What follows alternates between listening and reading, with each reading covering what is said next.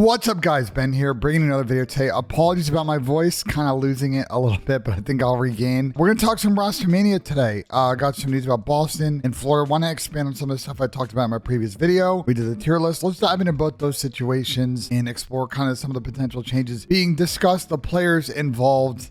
Let's dive in. All right, so starting off with the Boston breach. Obviously, we need to talk about the news in regards to Methodz, aka Anthony Zinni. I don't know why I'm saying his full name, but anyway, Zin has decided to retire from competitive Call of Duty as a player. Obviously, Zin leaves with multiple championships. I think he's been in the league for a very long time. I mean, he competed when he was like 15 or 14 way back in the day. And outlasted a lot of people who were in the scene at that time competing. So major props to Zin. Excited to see what's next for him as he embarks on this new adventure. To be honest, it's probably, let's be real, it's probably him joining Optic and teaming up with Seth, aka Scum, probably doing watch parties and some other stuff. But excited to see what's next for Zin. So with Methodz leaving, this leaves probably a very obvious option who the player that's gonna come in for him, seen by this funny tweet from Big Wake, aka Awakening, and that's going to be Benjamin Beans, currently a player on the Boston Breach Academy team. If you don't know Beans at all, I mean, he's a really talented AR player, really showed out last year in EU Challengers, and Boston took a chance on him this season as their sub, brought him over to the US, got him involved in their academy system. He was also a talented sniper. He's a really funny dude, like pretty vibey, and I think likely probably the option to replace Methodz, and I think it's going to definitely have some major changes to the team, and let's kind of discuss those. So I think contextually, when we talk about the Boston Breach, and kind of how this Ben move might affect them, you know, it's one of those things where statistically you look at the team and you're like, well, they're pretty good, you know, very good at respawn, very good at control, but they can't finish. Basically, they're 0-6 in game 5. And that last series against Optic, Zin's last series, I mean, it was just consecutive troll after troll after troll with the hard point being up big in the search, the two defenses they trolled on a CDL control, like at the end of those rounds. They clearly have an issue getting over that last hump. And I think Beans might bring in some fresh blood to maybe change up the vibes. I think he'll play a little bit faster than Methodz as well, and that might kind of improve some of the pacing. I also think him being willing to run a sniper kind of takes the sniper out of Reese Vivid's hand. You know, I've been a proponent for a while of, yeah, Reese is a pretty talented sniper.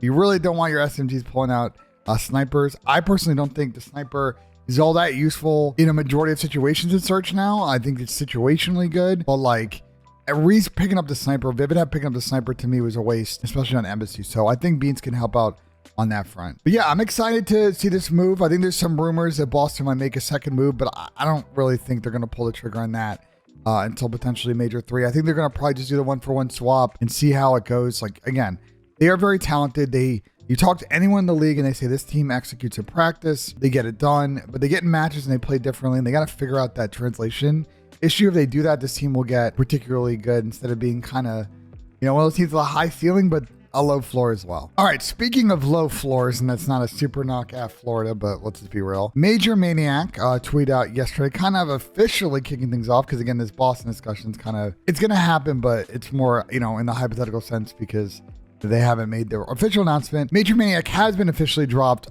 from Florida. He is an unrestricted free agent, and I think for Mike this is sort of unlucky, but they just haven't, you know, they've been one of those teams that I think their win conditions are very narrow, and as we've talked about time and time again with Florida, you know, they just can't really win hard points. Now Mike had some other things to say as well. First, he tweeted, "It takes a toll dealing with what I have in the last 2 years. I take responsibility for my poor performances, but the backstabbing and pure selfishness I put up with makes me sick." So unclear if he's talking about, you know, his full time on Florida over the last like year and a half.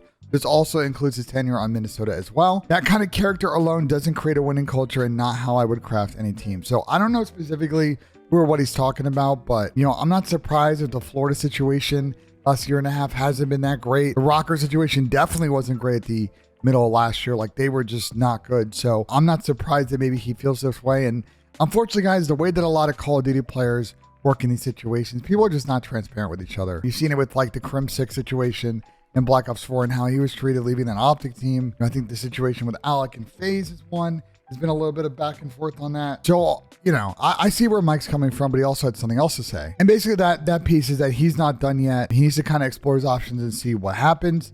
I think he's probably going to have a stint here in Challengers and kind of work his way back. So we'll see how that kind of shifts the landscape of teams heading into the Elite Qualifier stage coming up later this week. But for now, I think Mike's going to have to go down to the pit unless one of these teams kind of decides to take a flyer on him. But there isn't a lot of main AR positions open other than Boston at the moment, or maybe London if they make changes. But I don't know if that's really the best fit. All right, so let's talk about what is going to happen now. So Brack is rumored to replace him in a 1-for-1 spot. So Dave and Brack will be your ARs. That moves Dave to more of a full-time AR role, and Brack will be kind of your third sub. I mean, sure. Like, I don't know how much that changes much in the way of their ability on respawn, but, and then DanGhosty is also being considered as discussions float of a multi-person change. So what I've heard is that DanGhosty is one of many people that they're looking at. Many of their options, obviously, external to the org, because the Brack thing's really been one available to them that's currently under a contract with Florida. Everybody else would be either a buyout situation from Challengers or a buyout situation from the CDL. So Florida's casting a wide net right now. I don't think that they've really, locked in on if they're going to make a second change who they want, and are starting the process like officially buy out someone. I think DanGhosty in particular is a name you're going to hear connected to a bunch of teams over the next couple of days, but we're a little bit too early in the process, and I think a lot can happen next 48 hours on this specific front. But I think Florida feels the pressure of their current standing near the bottom of the CDL. They know they need to get better in respawn. They know their S&D is good right now, but they're uncompetitive. They're at best maybe the 10th best team in the CDL. And that's not going to be good enough to make champs. Only the top 8 teams in the league do make champs. And right now, Florida is not looking on progress to hit that target. So big changes probably on the line here for Florida to try and shore up their skill in other game modes. All right, the last thing I want to talk about is the Seattle Surge. I forgot to mention at the beginning of the video that we would talk about them, so sorry on that. But Sam Fenix obviously did his sort of nightly stream. He's been on that grind, so you got to tip that. And Sam basically said at the moment for Seattle, they're not thinking about roster changes. He also got in a little bit of hot water for the way that he phrased things in terms of like around himself, and then subsequently had to kind of apologize for it, tweeting, "Might sound worse than it was meant to sound. Obviously, I know my team plays. LOL. I'm just a coach, and this is a decision we as a team decided what's best." Also, probably you should decide to add some punctuation there, but it's all good, Sam. I love you. Sorry to anyone who took it the wrong way. I always put my players first. I will always put them first. So I think what Sam's trying to say is, one is obviously this is not like him deciding that they're not going to make changes. Obviously, the players want to stick it. But I think in general for Seattle, look, and we've been telling you all this on the flank. I've been saying this on my Twitch stream. Y'all wanted to replace Mac. Y'all want to replace accuracy, and I get it. But this is a kind of a tight-knit group of a team, and they kind of see their potential as a squad, considering they won last year. They played particularly good at the first event. I think their limiter, again, is just as a team, they got to get better in S&D. They just didn't win one this last weekend. They went out dead last. Like, this is a team that needs to figure out how to win searches, because their respawn is good enough to make them a top 6, top 4, maybe a championship winning team this year. So let's see what they can do during this major cycle. But my expectation is that if it's still like a bottom feeder type situation for them, they might have to make a change if they go back to back in 12. Last year, they kind of oscillated between like getting dead last and getting top 4. And that cycle kind of prevents roster changes. But if they kind of have back-to-back bad majors here, I think the momentum might present an opportunity for them to make that move. So let's see what happens there. So yeah, guys, that is the video for now. There's a lot more stuff happening behind the scenes. I didn't really talk about London, but there's some stuff brewing there. So I'm hoping to get kind of more information so I can speak on that. And there are a couple other teams thinking about roster moves, but you know, what we're kind of in this sort of very quick week in which these moves are going to happen. Is everybody just traveled back yesterday? There were probably conversations within teams yesterday and Sunday night, but a lot of the real communication and sort of decision making is going to happen over the next 24 to 48 hours. So once all of that kind of resolves itself and the information sort of out there, I'll report on it for you guys and we can kind of break it down on what it means. But it's going to be kind of a quick one in terms of Rostermania this week, so be on the lookout for that. I'm also going to be putting out some